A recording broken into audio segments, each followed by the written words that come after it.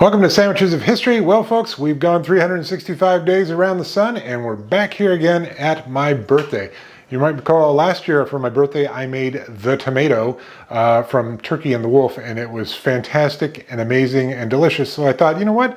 This year, why don't we make the one that's on the cover, the bologna? Okay, before we can make the sandwich, I've got to make a sweet hot mustard that's in the book. It's called Tay's mustard, and it starts off with Coleman's mustard powder, sugar, distilled white vinegar, and an egg. And we whisk that together. Now we put that over some simmering water and stir it constantly for about 15 minutes. Should also mention that I added some kosher salt that was in the recipe. I forgot to film that part.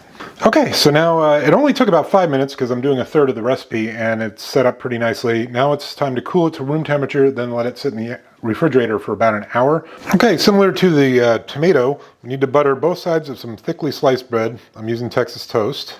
Then we toast the bread up in a cast iron skillet. Now we set those aside on a wire rack so they don't get all soggy. Now we fry up a couple thick slices of bologna. Next, we take our bologna and top it with some American cheese, then into the oven to get all melty. Okay, to make our sandwich, on one side we put Duke's, lots of it, and then the other side that Tay's mustard we made earlier. Then shred us, our cheesy bologna, and salt and vinegar potato chips. I mean, come on.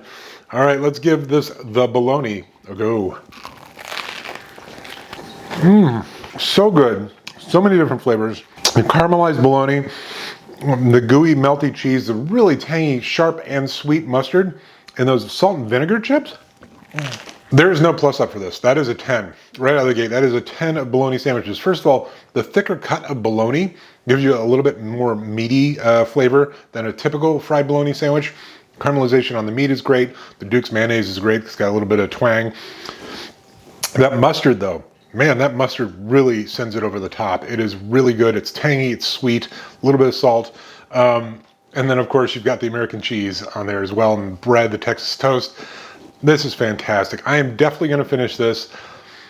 I might make this again, but it's not gonna be very often because it's clearly not something that you should probably eat all the time. But yeah, I'm gonna finish it. All right, see you tomorrow.